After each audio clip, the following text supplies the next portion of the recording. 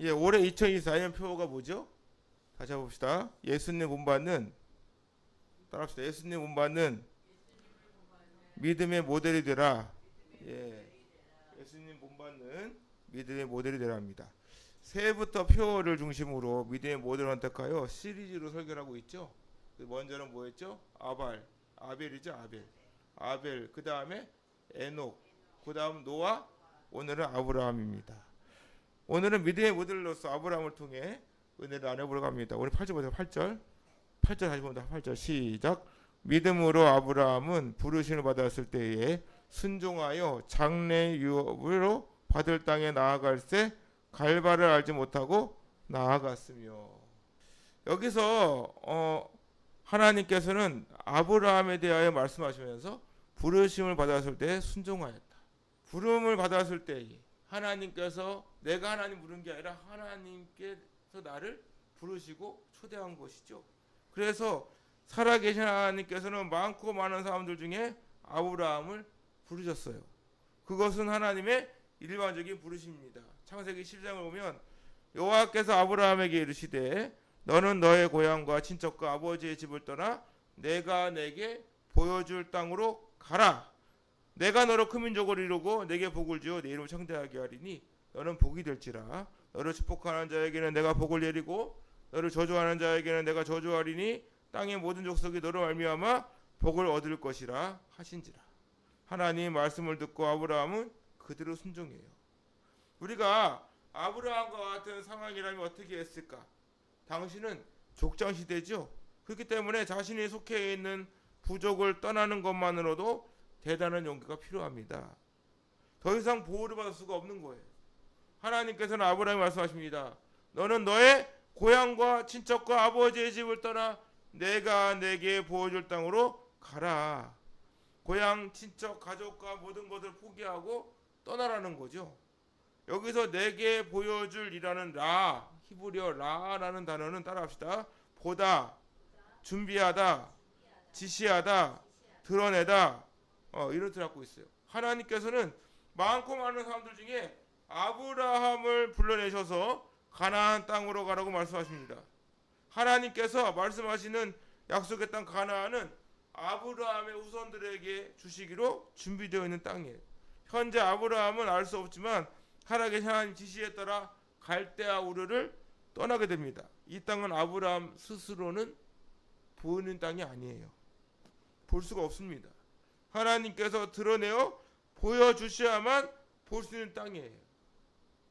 원문을 보면 사역 능동으로 되어 있다는 것이죠. 이는 하나님께서 직접 아브라함을 불러내셔서 가나안 땅을 보여주시고 그곳으로 가라 라고 명령하시는 거예요. 뿐만 아니라 하나님께서 약속의 땅 가나안에 도착할 때까지 인도하시고 함께 동행하시는 것입니다.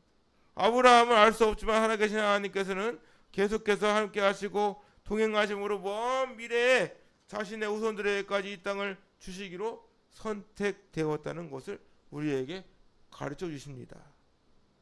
아브라함은 하나님께서 인도하시는 땅까지 계속해서 동행하며 오직 앞만 보고 나아가는 거예요. 이 말씀을 보고 생각나는 구절이 하나 있죠. 바로 누가복음 14장입니다. 따라합시다. 이와 같이 너희 중에 누구든지 자기의 모든 소유를 버리지 아니하면 능히 내 제자가 되지 못하리라. 할렐루야.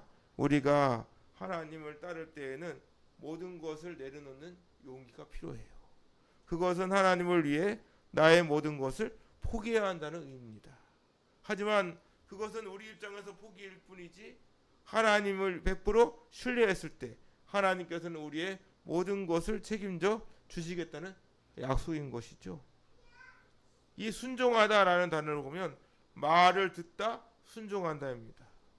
이 단어는 휘포 뭐뭐 아래 뭐뭐 아래에서 주의를 이렇게 기울이고 경청하는 겁니다.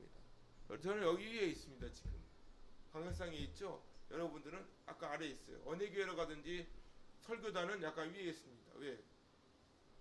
설교단 위에서 나에게 주시는 하나님의 말씀. 종교개혁 칼빈은 그 당시에 설교대가 되게 높았죠. 높아가지고 거기 마치 하늘에서 직접 하나님 말씀하시는 것처럼 우리에게 말씀을 선포하시죠. 주여 말씀하소서 제가 듣겠나이다. 주인이 말을 할 때 종은 무릎 꿇고 듣습니다. 대꾸를 할 자격도 없어요. 무조건 들어야만 합니다. 그것이 바로 순종이죠. 하나님 말씀을 듣고 우리는 이런저런 말을 할 자격도 없습니다. 아무런 이유 없이 무조건 순종해야 되는 거예요. 아브라함이 그렇게 한 것입니다. 하나님 말씀에 떨어지자마자 아브라함은 모든 짐을 싸서 곧바로 떠납니다. 그런데 오늘 우리가 읽은 말씀을 보면 하나님께서는 장래 유업으로 받을 땅에 나아갈 때 갈 바를 알지 못하고 나아갔다.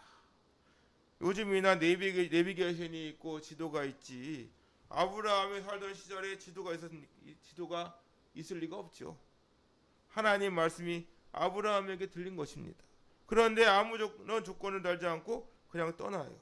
그것이 바로 예수님 본받는 믿음의 모델의 모습인 줄로 믿습니다. 복음서를 보면 예수님께서는 제자들을 부르신 장면이 나와요. 따라합시다. 나를 따라오라. 내가 너희를 사람을 낚는 어부가 되게 하리라. 할렐루야. 예수님께서 나를 따라오라. 내가 너희를 사람을 낚는 어부가 되게 해줄게. 이 말씀이 떨어지자마자 베드로, 야고보, 요한이 즉각 반응을 해요. 예수님은 두 번 부르지도 않아요. 딱 한 번 불러요. 바로 그것이 오늘 이 자리에 모인 저 여러분이 가져야 할 자세인 줄로 믿습니다. 아브라함 활동할 당시 아브라함만 있었을까요? 아브라함 활동할 당시 아브라함만 있었을까? 그 많은 사람들 중에 특별히 아브라함이 택함 받은 거예요. 예수님께서 제자들을 부르실 때 마찬가지입니다. 해변에 베드로와 야고보와 요한만 있었을까요? 당시 해변에 어부들이 많았겠지요. 하지만 하나님께서는 베드로와 야고보와 요한을 택하신 것이지. 이는 오늘날 마찬가지입니다. 하나님께서는 끊임없이 복음을 통해 사람들을 부르십니다. 오늘날 여러분들의 주위를 살펴보세요. 아무리 전도를 해도 사람들의 반응은 차갑기만 하는 것 같습니다. 예수님에 대하여 아무런 관심이 없어 보입니다.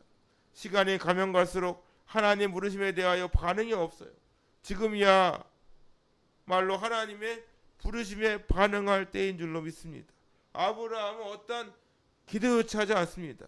오늘 우리가 읽은 히브리서 11장 8절 말씀을 다시 보면 믿음으로 아브라함은 부르심 받았을 때 순종하여 장래 유업을 받을 땅에 나아갈새 갈 바를 알지 못하고 나아갔다. 여기서 알다 이 에피스타마이 이해하다 알다 이런 뜻인데 이것은 에피라고 하는 어떠한 곁에 두고 가까이서 이런 뜻입니다. 에피스테미 하나님의 근처에 바짝 붙어가지고 가까이 서서 바로 그거예요. 중요한 건 뭐냐면 어디로 가야 할지도 알지 못하는 상황 가운데 그저 하나님의 그런 말씀을 따라 갔다는 것을 계속해서 강조하고 계시는 거예요. 그분의 부르심과 그분의 인도하심에 그대로 순종한 거예요. 그 결과 뭐죠? 9절입니다. 9절 한번 시작. 믿음으로 그가 이방의 땅에 있는 것 같이 약속의 땅에 거류하여 동일한 약속을 유업으로 함께 받은 이삭 및 야곱과 더불어 장막에 거하였으니 아브라함이 비록 살아계신 하나님 말씀을 따라 나아갔지만 그가 오히려 약속의 땅에 거주할 때 이방인과 같은 취급받았는 거죠. 예수님께서는 고향에서조차 인정받지 못하고 오히려 배척을 당하십니다. 신앙생활에 그런 것 같아요. 우리가 예수님 믿으면 가장 먼저 나타나는 반응이 뭐죠? 세상 사람들과 멀어져요. 그렇게 가까이 지내고 그렇게 친하게 지냈음에도 불구하고 예수님을 믿게 되면 사이가 멀어집니다. 그리고 세상의 즐거움으로부터 떠나게 됩니다. 마치 이방인과 같은 대접을 받게 된다는 사실이죠. 하나님의 약속을 믿고 살아가는데 오히려 내가 살아가는 땅에서는 거류하여 이 거류하여라는 단어가 뭐예요? 나그네로 거주하다, 나그네로 살다 이런 것입니다. 이방인과 같이 약속의 땅에 거류하였다는 것은 여기저기 갈 바를 알지 못하지만 살아계신 하나님과 동행하는 것처럼 살았다는 의미입니다. 그렇게 살아갈 수 있었던 이유 뭐죠? 하나님 약속을 믿었기 때문인 거예요. 이는 예수님 믿고 구원받은 하나님의 자녀가 어떻게 살아야 하는지 보여주는 대목입니다. 우리는 누가 뭐라고 해도 예수님 믿고 구원받은 하나님의 자녀입니다. 그렇다고 해서 여기가 천국은 아니에요. 우리의 삶에는 아무런 변화가 없습니다.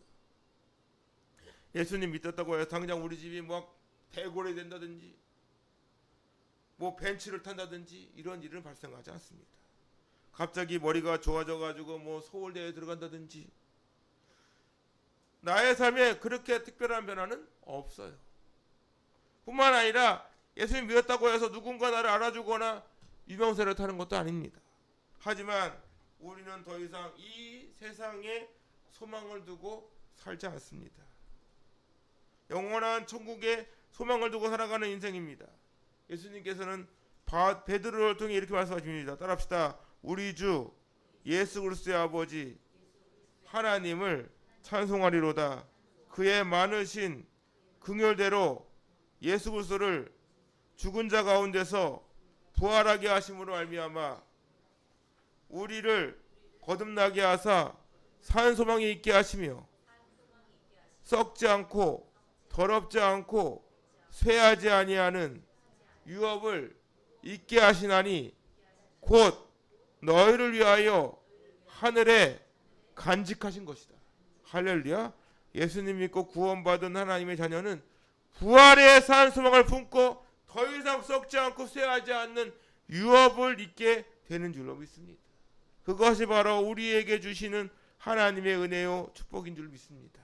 우리는 소망이 없는 이방인이 아니라 하나님의 약속된 부르심을 입은 천국 시민권자인 줄 믿습니다. 그래서 빌립보서를 보면 따릅시다. 그러나 우리의 시민권은 하늘에 있는지라 거기로부터 구원하는 자 곧 주 예수 그리스도를 기다리노니 할렐루야. 그것이 바로 우리가 살아갈 이유가 되는 줄로 믿습니다.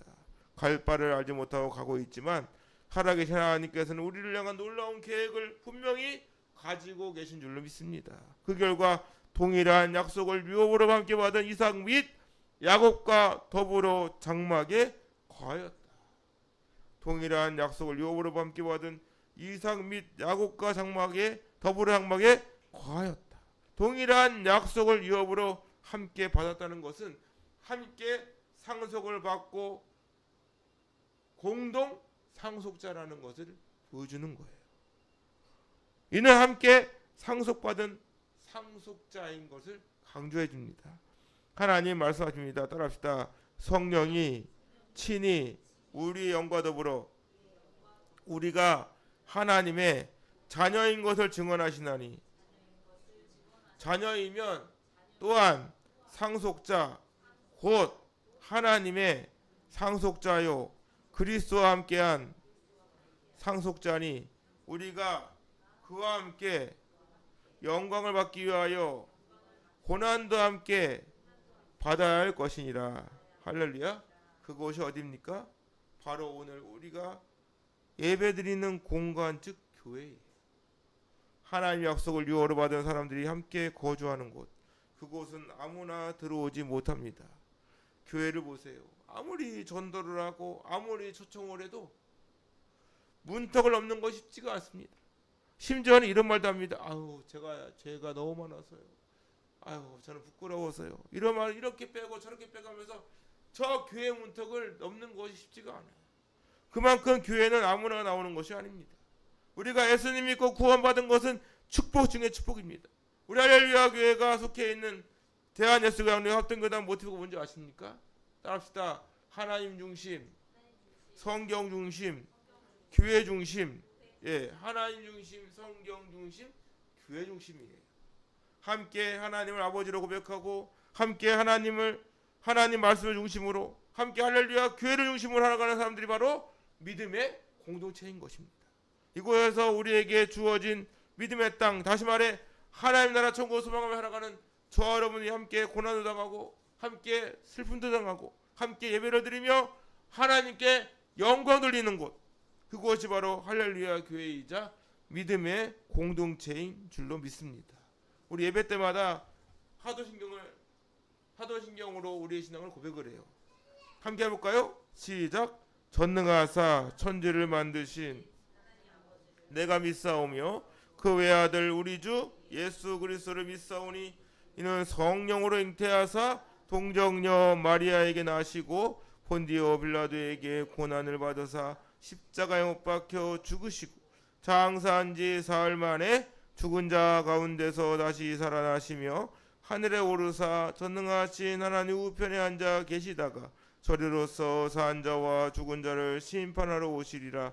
성령을 믿사오며 거룩한 공예요 성도가 서로 교통하는 것과 죄를 사하여 주시는 것과 몸이 다히 사는 것 영원히 사는 것을 믿사옵나이다. 아멘. 우리가 함께 고백하는 사도신경의 내용을 보면 전능하사 천지를 만드신 하나님 아버지를 내가 믿사오. 그리고 우리 주 예수 그리스도를 믿사오니 또한 성령으로 잉태하시고 동정녀 마리아에게 나시고 십자가에서 죽으시고 하늘 만에 부활하시고 이러한 내용을 담은 사도신경은 모든 믿음의 공동체가 똑같이 하는 믿음의 고백이에요. 이단은 사도신경을 하지 않습니다. 요즘에는 사도신경을 하지 않는 교회도 있습니다. 저는 사도신경은 반드시 해야 한다고 봅니다. 사도신경을 하지 않는다고 해서 이단이라는 말은 아니라 이단은 사도신경을 하지 않아요. 교회는 믿음의 공동체입니다. 한 분 하나님을 고백하고 오직 예수님만이 우리의 구원자이심을 함께 고백을 하고 우리는 모두가 예수님 믿고 구원받은 하나님의 자녀인 줄로 믿습니다. 아브라함의 믿음이 이삭에 이어지고 이삭의 믿음이 야곱에게 이어지고 또 요셉으로 이러한 믿음의 유산이 그대로 이어지는데 그 시작은 바로 누구? 아브라함이에요. 그것이 바로 믿음의 모델이 되는 줄로 믿습니다. 이 자리에 모인 여러분이 아브라함처럼 믿음의 조상이 되기를 주님의 이름으로 축원합니다. 그와 함께 여러분의 믿음이 자녀들에게 그대로 이어져서 이삭과 야곱처럼 놀라운 하나님의 축복을 누리고 하나님 영광을 위해 귀하게 쓰임받는 일꾼이 많이 외출될 수 있기를 주님의 이름으로 축원합니다. 그런데 아브라함과 이삭과 야곱이 함께 장막에 거주하게 된 이유가 무엇일까? 오늘 말씀 히브리서 11장 10절 보세요. 10절 시작. 이는 그가 하나님께서 계획하시고 지으실 터가 있는 성을 바랐습니다. 아멘. 이 계획하시다는 테크닉 뭐야? 테크닉 기술자죠, 기술. 우리가 살아계신 하나님의 계획을 말할 때 그 계획은 완전합니다. 조금도 실수가 없어요. 본래 계획하시고라는 단어, 이 테크닉 테스트라는 단어는 기술자입니다. 기술자. 보통 건물을 세울 때 가장 중요한 것은 설계를 잘해야 돼.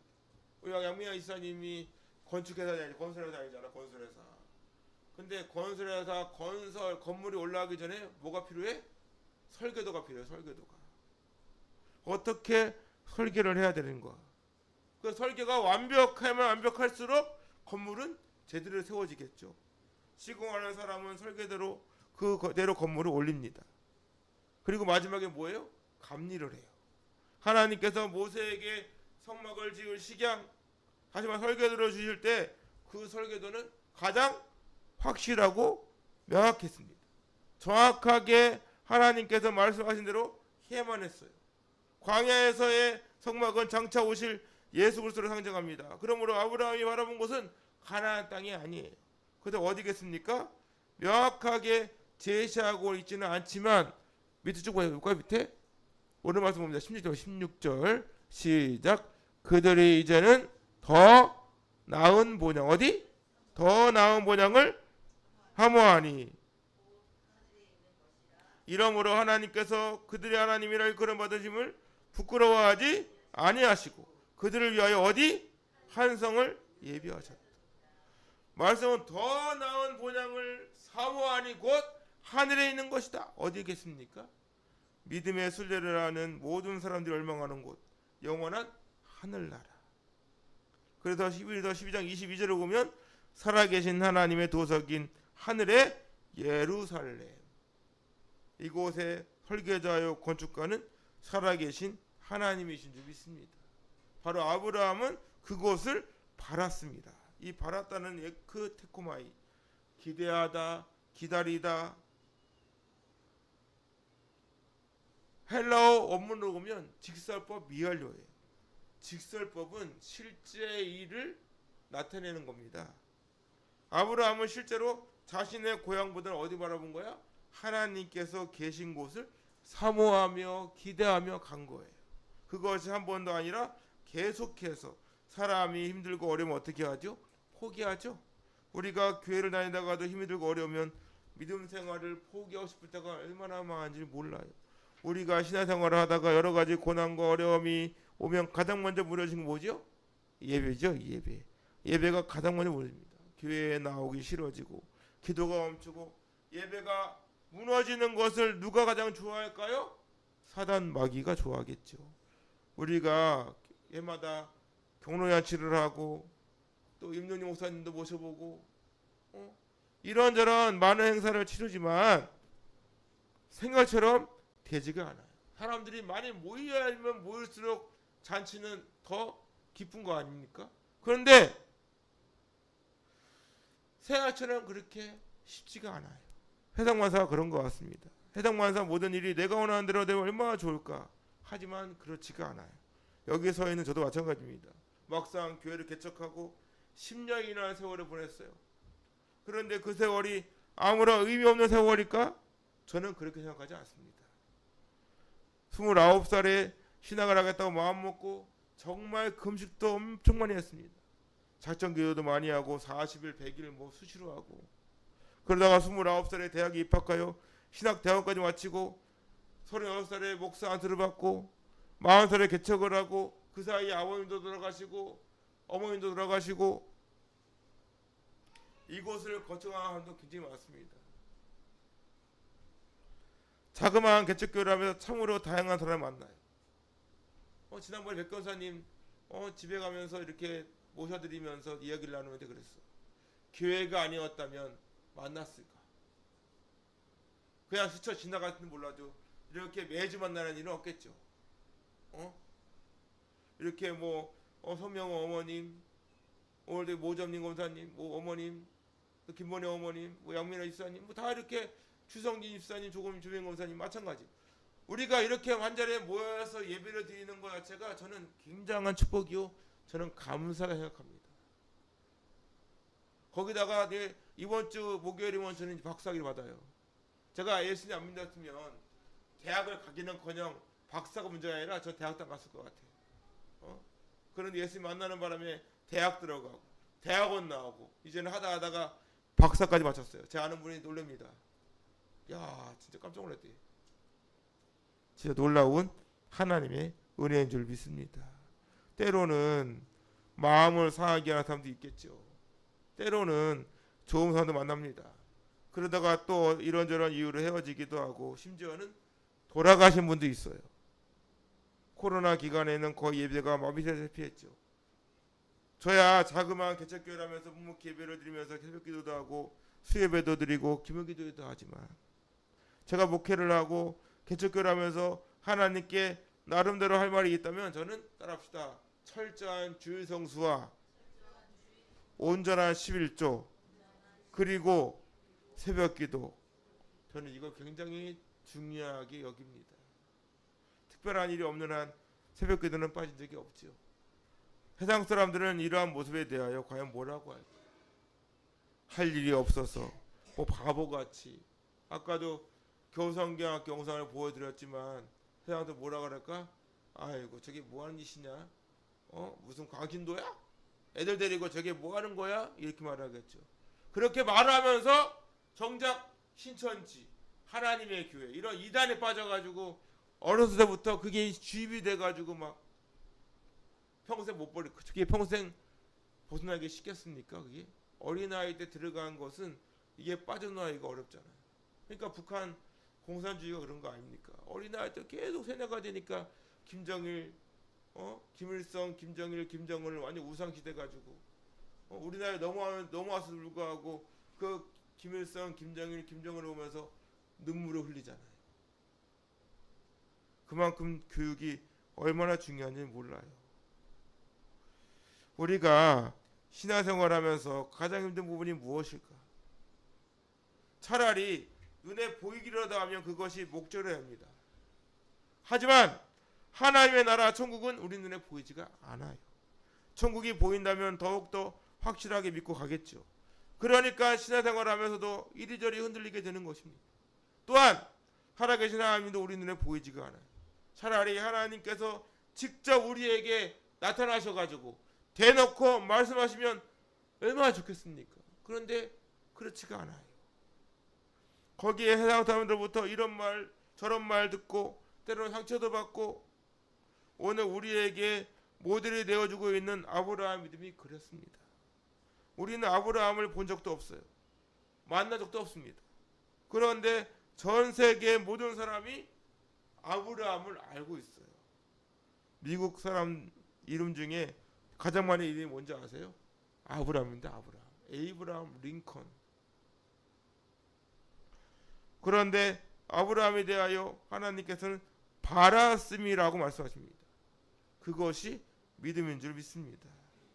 바라씀이라는 단어를 문법으로 보면 중수디포로 되어 있어요. 쉽게 말해 중간태 더하기 수동태 더하기 디포넌트 능동태입니다. 거꾸로 해석하면 되겠죠.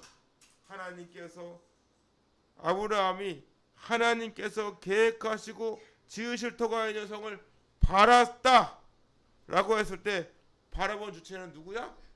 아브라함이죠. 그런데 보게 하신 분은 누구실까? 하나님이시죠. 성령 하나님께서 아브라함에게 믿음을 주셔서 보게 하신 것이죠. 우리 스스로 천국이 믿어지겠습니까? 전혀 그렇지가 않아요.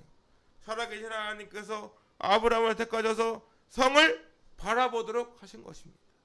여기서 중간태는 쉽게 말해 내가 했던 행동이 나에게 돌아오는 거예요. 재경입니다. 아브라함이 성을 바라보고까지 믿음을 지킨 결과가 무엇인가? 믿음의 조상이 된 줄로 믿습니다. 모든 믿음의 사람을 시작할 때 꼭 아브라함부터 시작이 돼요. 아브라함의 하나님, 이삭의 하나님, 야곱의 하나님 뿐만 아니라 예수 그리스도의 족보에도 올라가요. 아브라함과 다윗의 자손 예수 그리스도의 계보라. 그것으로 끝이 아니라 이 세상에서도 어마어마한 축복을 누리게 됩니다.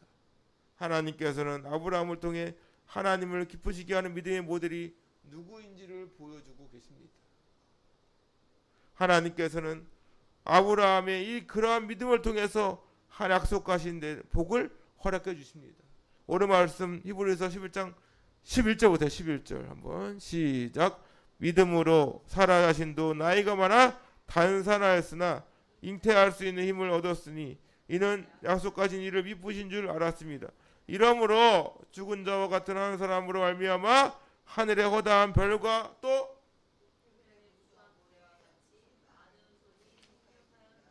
아멘. 말씀을 보면 믿음으로 살아하신도 나이가 많아 뭐했다고? 단산. 끊어진 거예요. 더 이상 아이를 낳을 수가 없는 겁니다. 그럼에도 잉태할 수 있는 힘을 얻었다. 창세기 18장 보면 하나님께서 마물에 상수리 나무들이 있는 곳에서 아브라함에게 나타나십니다. 날씨가 워낙 뜨거우니까 아브라함이 장막문에 앉아있다가 눈을 들어보는데 사람이 3명 서 있어요. 아브라함이 이들을 보고 달려나가 기쁘게 영접을 합니다. 그리고 물을 떠서 발을 씻을 수 있도록 해드리고 떡을 만들어 아주 국진히 대접을 해요. 여기서 우리가 눈여겨볼 대목이 있습니다. 아브라함은 족장이에요. 오늘 말로 하면 뭐야? 추장 아니면 그 지역 도지사 뭐 이런 굉장히 높은 급이에요. 그런데 아브라함이 종에게 시키지 않고 직접 나서서 사라에게 떡을 만들라고 시키고 직접 송아지를 잡아다가 하인으로 하여금 요리하게 하고 아주 극진히 대접을 해요.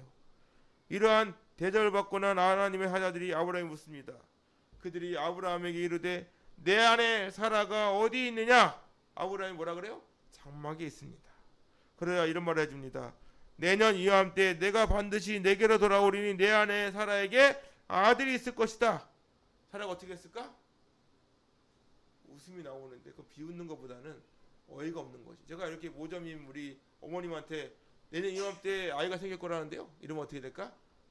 맞아 죽을 거다 말이야 진짜. 미친 저게 뭐하는 짓이냐고. 사라가 웃어. 내가 노쇠하고 나이가 지금 90이 돼가는데 무슨 이 나이에 애가 있냐고 이러는 거야. 18장 창세기 18장 11절 보니까 아브라함과 사라는 나이가 많이 늙었고 사라에게는 여성 행위가 끊어졌다. 이미 말씀에 딱 못 바꿔놨어요. 이미 아브라함과 사라는 아이를 낳을 수 없는 몸이었음을 강조하고 계시는 것입니다. 그런데 하나님께서는 이렇게 말씀하십니다. 여호와께서 아브라함에게 이르시되 사라가 왜 웃으며 이르기를 내가 늙었거늘 어떻게 아들을 낳으려 하느냐. 따라합시다. 여호와께 능하지 못한 일이 있겠느냐. 할렐루야. 여호와께 능하지 못한 일이 있겠느냐. 그래서 은혜인 거예요. 도무지 내가 진짜 받을 게 아닌데 참 받는 거 보면 이게 은혜야. 이게 은혜. 내가 노력이 단 1%, 0.001%라도 들어갔으면 그건 은혜가 아니에요. 도무지 이건 아닌데 갑자기 아픈 병이 고쳐지고 말이야. 문제가 해결돼 버리고 도무지 말이 안 되는데 된다? 이게 은혜인 거예요. 아브라함이 이삭을 낳을 때가 나이가 100세입니다. 사라의 나이는 10년 차이니까 90이에요. 오늘 우리가 읽은 히브리서 11장 말씀을 다시 들어오면 믿음으로 살아가신 나이가 많은 단사나였으나 잉태할 수 있는 힘을 얻었으니 이는 약속하신 이를 미쁘신 줄 알았습니다. 이 단사나였다. 도무지 임신할 수가 없다 이겁니다. 사라의 몸은 아이를 가질 수 없는 몸임을 끊임없이 강조하는 건데 여기서 잉태할 수 있는 힘을 얻었다. 보통 이 단어는 힘을 얻었다는 단어는 하나님께 구하면 반드시 주신다라는 것을 강조 사용합니다. 마태복음 7장 보면 따라합시다. 구하는 이마다 받을 것이요 찾는 이는 찾아낼 것이요 두드리는 이에게는 열릴 것이니라. 할렐루야. 또한 요한복음 16장을 보면 따라합시다. 지금까지는 너희가 내 이름으로 아무것도 구하지 아니하였으나 구하라 그리하면 받으리니 너희 기쁨이 충만하리라. 할렐루야. 아브라함의 아내 사라가 비록 세상적으로는 아이를 낳을 수가 없는 상황이지만 분명한 사실은 하나님께서 잉태할 수 있도록 태의 문을 열어주신 줄 믿습니다. 우리도 아이를 5년 만에 낳았어요. 저도 이 대인생에서 저는 아이가 없을 줄 알았어요. 그런데 하나님께서 2명을 주셨습니다. 너무너무 감사할 일이에요. 저는 아이를 갖지 못하는 사람들에게 말합니다. 간절히 구하라고. 하나님께서는 반드시 주신다고. 왜? 하나님께서 결혼을 할 수 있도록 하셨다면 생명의 주관자가 되시는 하나님께서는 반드시 생육하고 번성하고 땅에 충만한 복도 허락해 주실 것이다. 그것이 당연한 것입니다.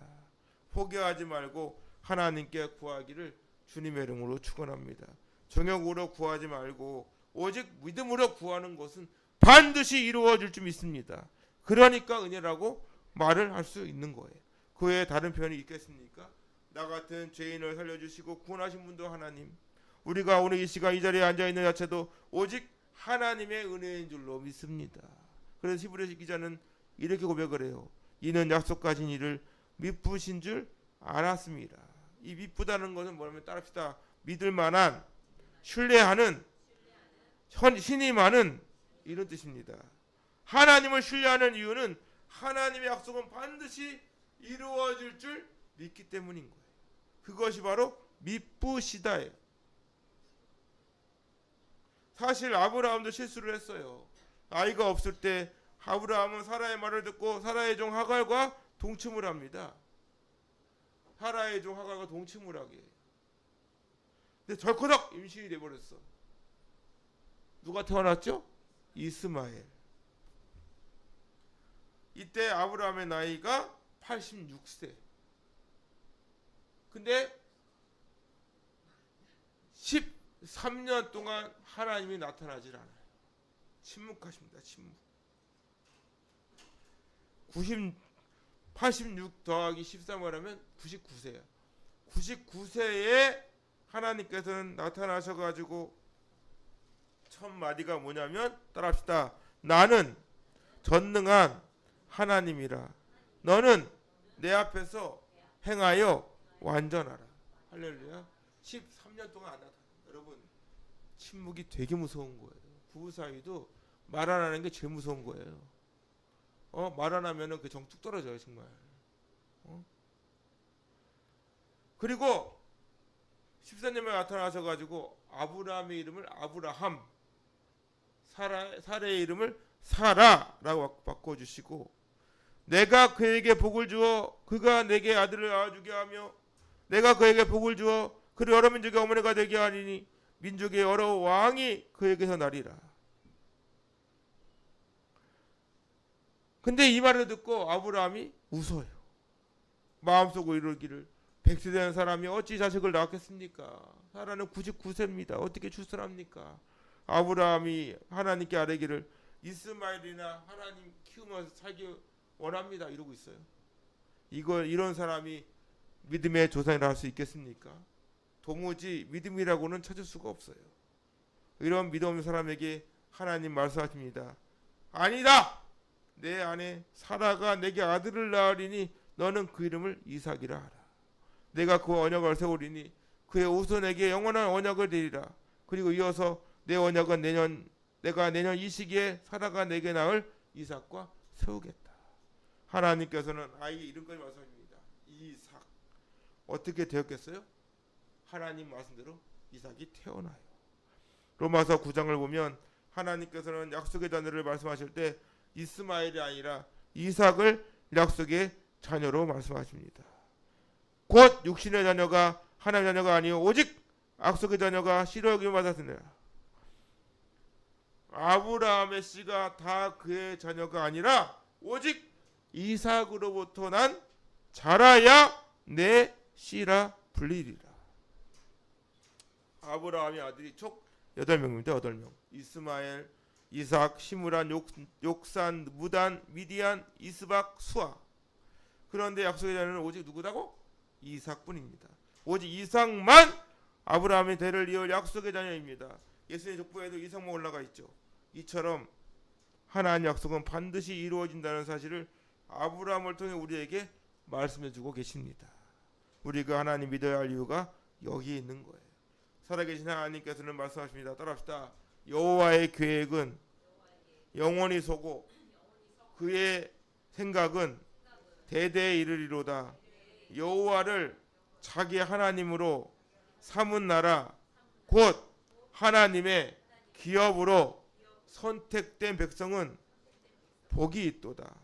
우리는 누가 뭐라고 해도 하나님께 택함 받은 사람인 줄 믿습니다. 그 자체가 축복이에요. 그럼에도 하나님께서는 우리를 향한 놀라운 계획을 갖고 계십니다. 오늘도 우리가 살아가는 것이 우리의 힘으로 살아가는 것이 아니에요. 우리는 우리가 원하는 계획을 이루어가는 것이 아니라 하나님께서 원하시는 계획을 이루기 위해 하나님께서 택하신 믿음의 주인공인 줄로 믿습니다. 그렇기 때문에 우리는 하나님께 대하여 조금 더 의심할 필요가 없습니다. 그것이 바로 예수님 못 맞는 믿음의 모델이 걸어가는 길인 줄 믿습니다. 오늘은 설날 연휴입니다. 설날 연휴에 여러분들은 무슨 이야기를 나누고 계십니까? 또한 여러분은 후손들에게 무엇을 남겨주고 싶으십니까? 저는 이 자리에 모인 여러분들이 아브라함과 같은 믿음의 모델이 되시기를 주님의 이름으로 축원합니다. 이 땅에서 줄 수 있는 가장 큰 축복은 뭐예요? 바로 믿음의 유산인 줄 믿습니다. 그 믿음이 자손 만대로 이어져서 여러분들의 가문에 아브라함과 같이 하나님 영광을 위해 귀하게 쓰임받는 믿음의 일꾼이 많이 배출되고 이 땅에 사는 동안 하나님께서 주실 수 있는 모든 축복을 누리는 믿음의 모델 되시기를 주님의 이름으로 축원합니다.